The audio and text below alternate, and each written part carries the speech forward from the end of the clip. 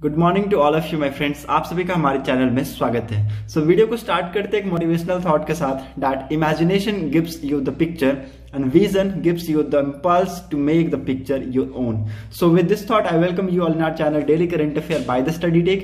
Video को start करते हैं, बट स्टार्ट करने से पहले मेरी आप सभी से रिक्वेस्ट होगी कि अगर आपको वीडियो पसंद आता है सो वीडियो को लाइक शेयर और चैनल को जरूर सब्सक्राइब कर लीजिएगा ताकि आपको हमारी वीडियो की नोटिफिकेशन सबसे पहले मिल जाए।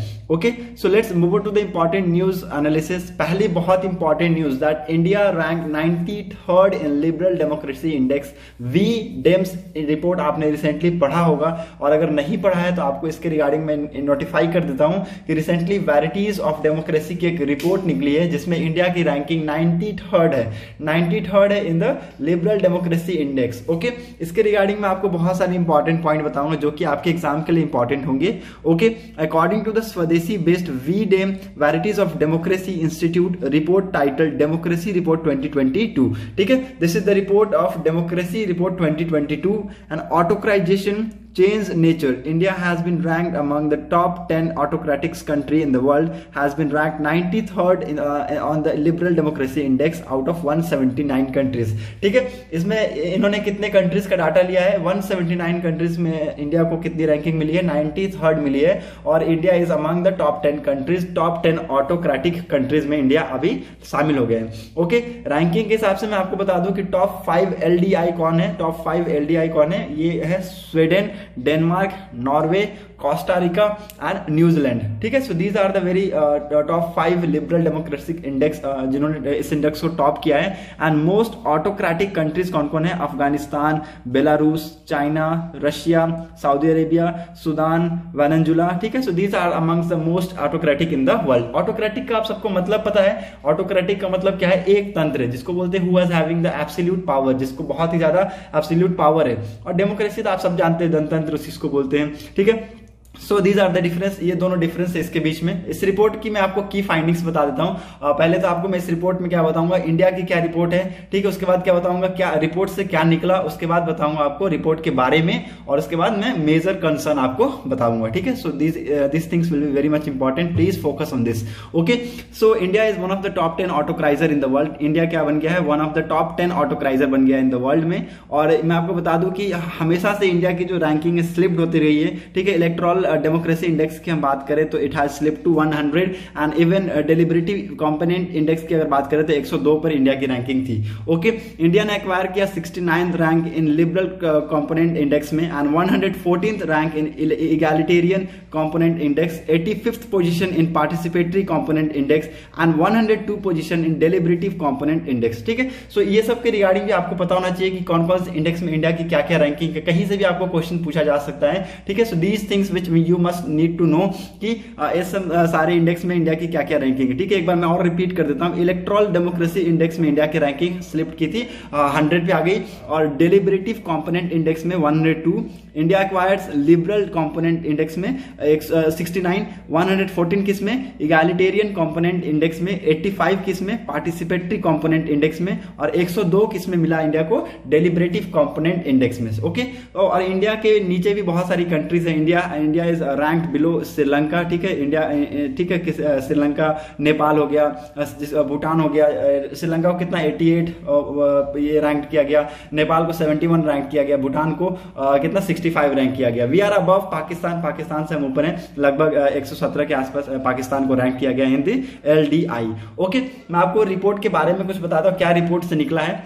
This is very important. Autocratization is spreading rapidly, close autocracy and dictatorship rose from 25 to 30 between 2020 and 2021। ठीक है, according to the data of 2020 and 2021 बताया जा रहा है कि जो क्लोज ऑटोक्रेसी है और डिक्टेटरशिप है बहुत ज्यादा बढ़ गई है। ये लगभग 25 से बढ़कर 30 हो गया है इसके हिसाब से। Okay, and democratic declines can be mainly seen in the region of Asia Pacific, Europe, Eastern Europe, Central Asia, as well as the part of Latin America and Caribbean. ठीक है, so these things are important, you should remember कि आपको पता होना चाहिए democratic कहाँ कौन कौन से रीजन में डिक्लाइन किया है, एशिया पैसिफिक रीजन में, ईस्टर्न यूरोप में, सेंट्रल एशिया में और the part of Latin America and the Caribbean. Okay, आपको पता होना चाहिए कि वर्ल्ड में टोटल लगभग 89 डेमोक्रेसीज है, ठीक है, 89 डेमोक्रेसीज कंट्रीज है and 90 autocracies country. Okay, electoral autocratic remain the most important regime type accounting for the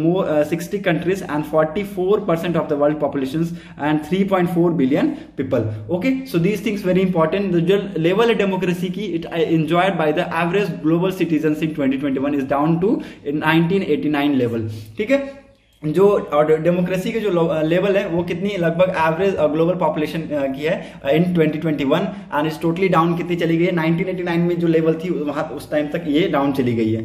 okay, report के बारे में मैं आपको कुछ थोड़ा बहुत बता दूं कि जो एलडीआई है it's capture both liberal and electoral aspects. ठीक है, it's both captured liberal and electoral aspect of democracy based on 71 indicators.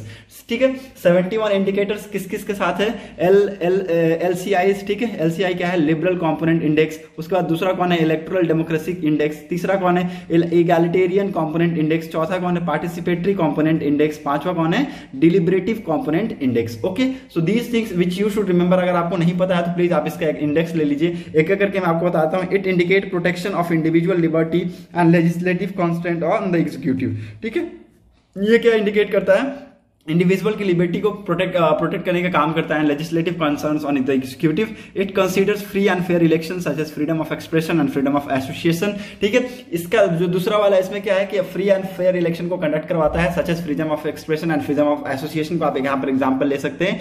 This indicate to what extent different social groups are equal. ठीक है, जो भी डिफरेंट सोशल ग्रुप्स हैं वो equal है, इससे हमें इससे पता चलता है। This take into account to the health of citizen groups, society, civil society organisation and last one ensure if the political decisions are taken through public reasoning that focus on common goods. Okay, so these are the main importance which you should know. आपको पता होना चाहिए कि what are the about report के बारे में आपको पता होना चाहिए कि क्या है actually, what are the major concern. Okay, now main important question is what are the major concern for this. The toxic polarizations is the greatest driver of the autocratizations that mutually reinforce measure of polarization of society. Political polarizations and political parties use of hate speech tend to systematically rise together an extreme level.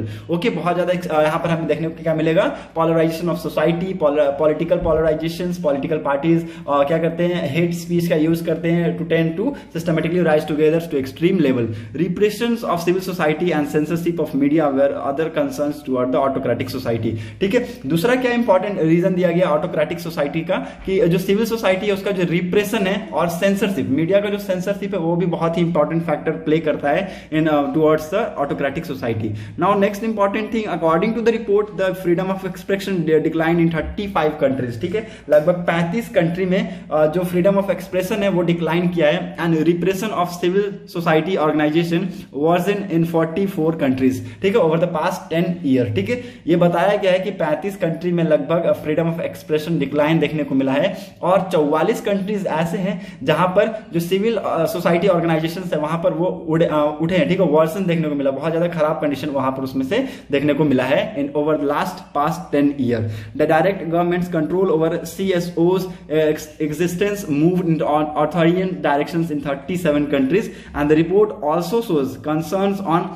decisive autonomy for the electoral management body that has deteriorated in 25 countries. ठीक है, report से हमें ये भी पता चला है कि जो क्या हुआ है, इलेक्टोरल मैनेजमेंट जो बॉडी है ये बहुत ही ज्यादा डेटोरिएट हुई है, कितना, 25 कंट्री में। Okay, so these are the main important key findings of this report which you should know. ठीक है, so hope you got clarity regarding this. So you should know that India को कितनी rank मिली है, 93rd rank मिली है liberal democracy index में, जो कि 2022 में ये इंडेक्स रिलीज की गई है। Okay, it's a varieties of democracy, आपको पता होना चाहिए क्या है, वैराइटीज ऑफ डेमोक्रेसी की ये इंडेक्स है। V Dem, it is totally based on V Dem के ऊपर ये बेस्ड होता है। Now move on to the next important articles, हम अगले इंपॉर्टेंट एनालिसिस पर देखते हैं। Atal innovation mission partners snap for AR skillings amongst among the Indian youth. ठीक है, अटल इनोवेशन मिशन यहाँ पर बहुत इंपॉर्टेंट महत्व रखेगा। इसके मैं आपको की फाइंडिंग्स बता देता हूँ। ठीक है, AR skilling among the Indian youth की आपको की फाइंडिंग्स बता देता हूँ जो कि आपके लिए इंपॉर्टेंट होगा।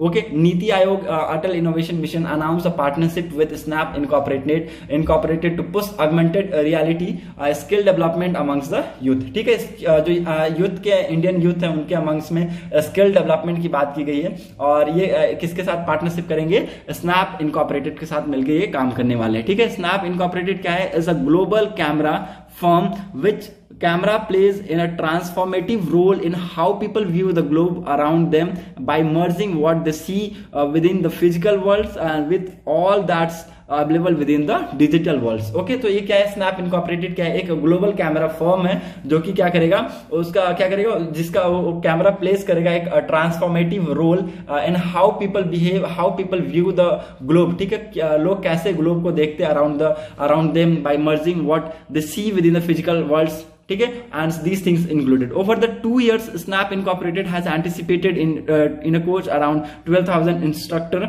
linked with the Atal Tinkering Labs on augmented reality along the program to achieve many children's। okay, so these things also important which you should remember कि जो Snap Incorporated है इसको incorporated anticipate किया गया था to coach around 12,000 instructor। okay, Now Snap Incorporated also collaborate with Atal Incubation Center। ठीक है, इसके किसके साथ इसको कोलैबोरेट किया जाएगा?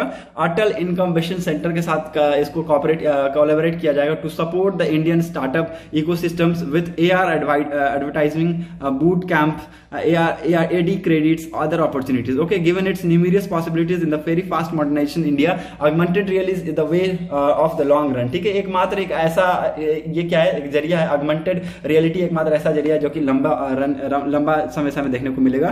The collaborations begins on international women day announcing national wide lenses, मतलब कि AR हैकाथन। ठीक है, AR hackathon is very important. ठीक है, लेसाथन इज ऑल्सो इंपॉर्टेंट। एक क्या करेंगे? ये नेशनल वाइड लेसाथन अनाउंस किए किस दिन? इंटरनेशनल वुमेन्स डे 8 मार्च को है ना, इंटरनेशनल वुमेन्स डे, उसी दिन ये अनाउंस किए थे। Okay, so this thing is very important. The hackathon aims to increase the numbers of ladies and young women above the age of 13 who have interested in augmented realities. ठीक है, ये hackathon क्या main इसका मकसद क्या है कि ये किसको? यंग वुमेन है, जो लेडीज है, उनको क्या करेंगे? उनके नंबर को इंक्रीज करने की कोशिश किया जा रहा है अबव द एज ऑफ 13 जो भी इंटरेस्टेड है इन ऑगमेंटेड रियलिटीज में। Okay, so this is very important. Now Atal innovation mission किसके साथ? स्नैप इनकॉर्पोरेटेड के साथ पार्टनरशिप मिलकर क्या करेंगे?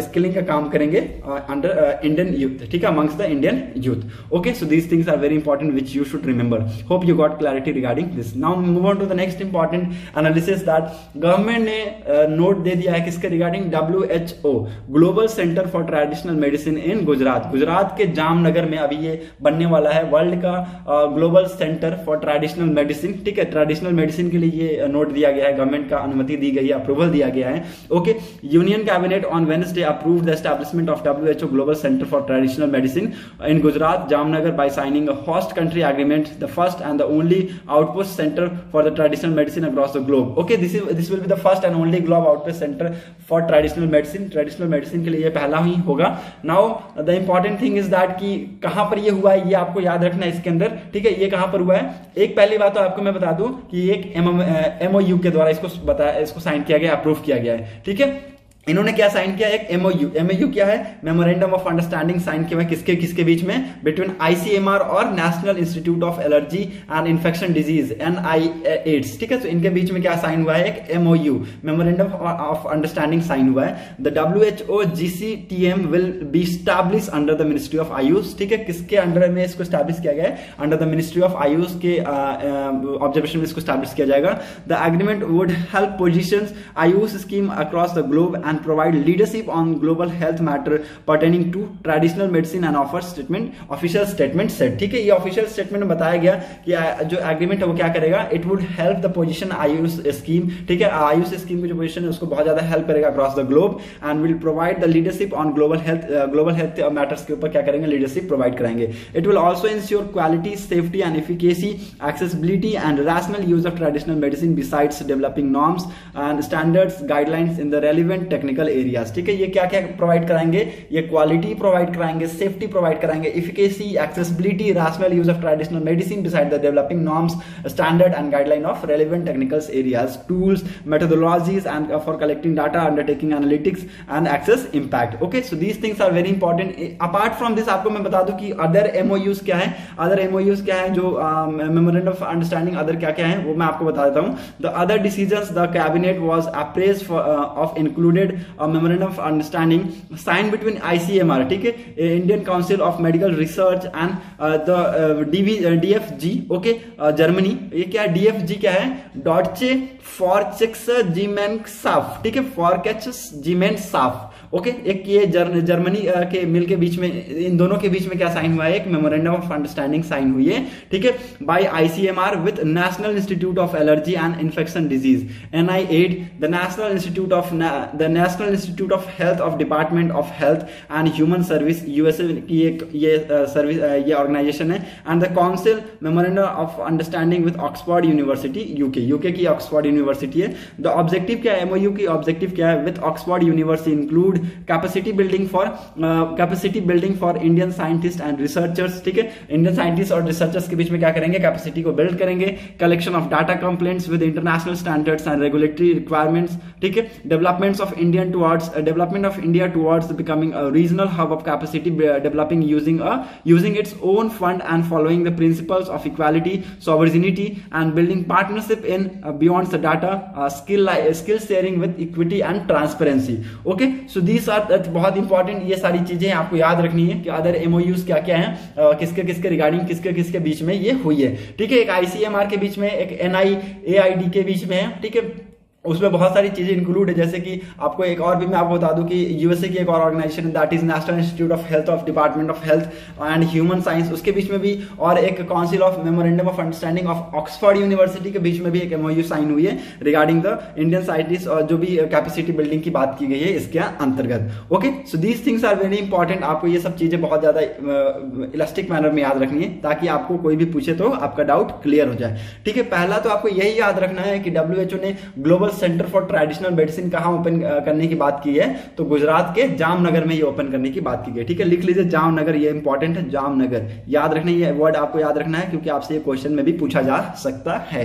Okay, now move on to the next important question. हमारे लिए क्वेश्चन बहुत इंपॉर्टेंट होते हैं तो हम उसको ज्यादा फोकस करते हैं। Okay, European Organization for Nuclear Research CERN has recently suspended the observer status of which country, ठीक है। अभी आपको एक बहुत इंपॉर्टेंट ये न्यूज है, आप सबने ये न्यूज को सुना होगा, अगर नहीं सुना है तो मैं आपको बता देता हूं। European Organization for Nuclear Research ने अब रिसेंटली एक कंट्री को सस्पेंड किया है एज ऑब्जर्वेशनल स्टेटस के तौर पे। उस पर मैं आपको बताता हूं किस कंट्री को, लेकिन आपको उससे पहले मैं आपको ऑप्शन बता देता हूं। A USA, B Russia, C Ukraine and D Belarus. Okay, B will be the answer of this question. Russia को क्या किया है, सस्पेंड किया है, किसने, CERN ने। Okay, this is very important, आपको पता होना चाहिए कि इसको European Organization for Nuclear Research, इसको CERN भी बोला जाता है।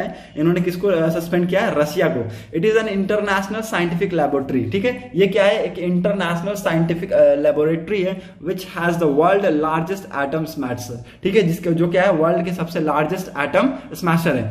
CERN अनाउंस क्या किया है, 23rd member state condemns Russia invasion of Ukraine. Okay, so इसके रिगार्डिंग रशिया ने जो इन्वेस्ट किया यूक्रेन पे, उसी के रिगार्डिंग ये फैसला लिया है, किसके द्वारा, CERN के द्वारा। इसको CERN भी बोला जाता है, ठीक है। So this is very important which you should remember. B will be the answer of this question, Russia को सस्पेंड किया गया है। Now move on to the next important news. Where is the world global centre for traditional medicine established in India. देखा, आपको इस तरीके से question पूछेगा, मैंने आपको बोला था ना कि ये याद रखना है आपको कि कहां पर इसको बनाया जा रहा है, ठीक है, कहां पर एस्टैब्लिश किया जा रहा है और किस मिनिस्ट्री के अंदर आपको एस्टैब्लिश किया गया। ये भी पूछ सकता है कि it establish under which ministry, तो आपको बहुत सारे ऑप्शन दे देंगे और आपको पता नहीं होगा कि किस मिनिस्ट्री के अंदर इसको एस्टैब्लिश किया जा रहा है, तो ये आप वहां पर गलत करके आ जाइएगा।